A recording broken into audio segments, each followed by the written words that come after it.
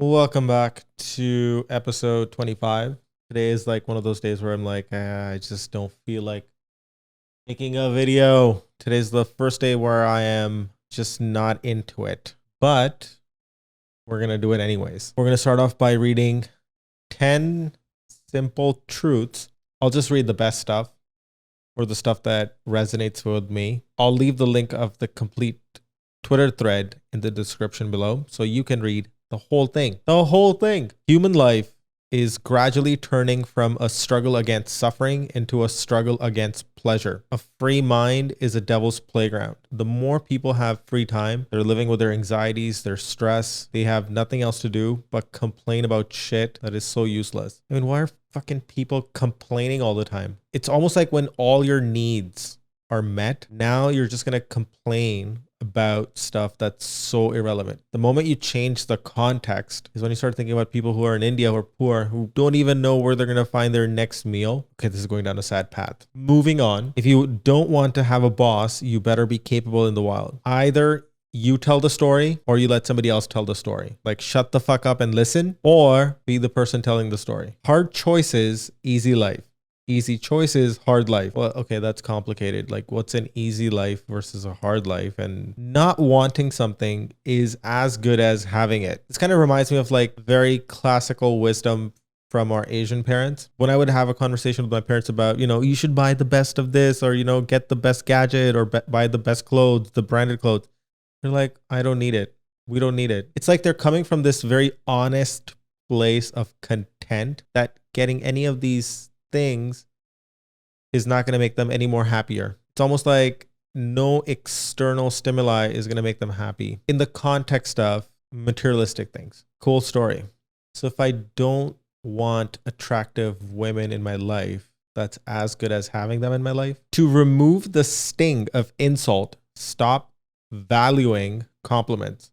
Because once you're driven from this internal place where you don't need external validation, negative and positive feedback is not going to affect you or your mood. Meditation is good for nothing. That's why you do it. Ooh, that's a really good one. Final thread in this compilation. The things that we understand create silence. The things that we do not create emotion. Oh, shit. The more time I've spent introspecting, self-reflecting, I realized that once you boil down your habits, your behaviors to the why are you behaving in a certain way? Why am I doing the things that I'm doing? You come to this honest place of truth, which is not fake. If it's your ego, you're like, yeah, that's my ego. I was scared, or I had fear, and that's why I reacted. So when you come to that like honest place, you feel humbled in solitude. And I feel lucky that in the last few months, I've had a lot of those moments of just, yeah, I sucked at that I could be better at. That I was awesome at. Money is the bait. Philosophy is the trap. You're caught in thinking, chasing money. Yeah, like stop chasing money and start focusing on solving real problems and let money be the natural outcome. Judging less is a healthy habit. Be full of curiosity and not conclusions. Seek versus solve. Question versus answer. Because you're always going to be like, well, I don't know. Ooh, I like this one. A simple question that often changes my behavior. Does the amount of attention I'm giving this match its importance? This one tweet takes me back about 7 to 8 years ago. I had recently bought my Audi. Not trying to flex, but it's just part of the story. So I recently bought the car and I was looking for an opportunity to take this new car on a long drive. And I got a call from Mr. Manulula, who used to live in Dehradun. He's no more. So rest in peace, Mr. Manulula.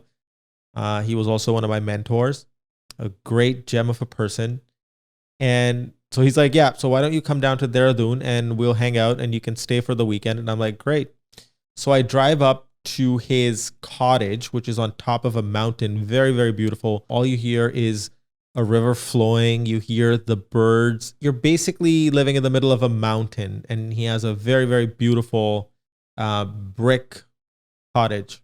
So as I'm driving up towards his place, he comes down to meet me on the main road because the path from the main road to his house is sort of full of gravel. It's a very uneven, unpaved path. So as we're driving up on the driveway towards his cottage, we arrive at a very, very narrow pass. And as we arrive at this very narrow path, I began to like overthink, and I'm like, this is my new car. In my mind, I was like, I wish I could just reverse and not have to go forward. I had literally frozen in my tracks. And Manulula, without hesitation, he's like, Paul, don't overthink this. Don't give it more weight than necessary, and just keep driving. And when I drove past that little passageway, that story, that idea stuck forever. There's so many times we get caught up in like meaningless crap. Of course, I'm not perfect at it, but one little moment that I shared with Mr. Manulula, who told me to just push through something and not give it more weight than necessary, helped me reframe so many future moments and instances where I would have been stuck. But then I just remembered this story and I would just be able to push through. Let's end today's episode on that note. I will see you tomorrow.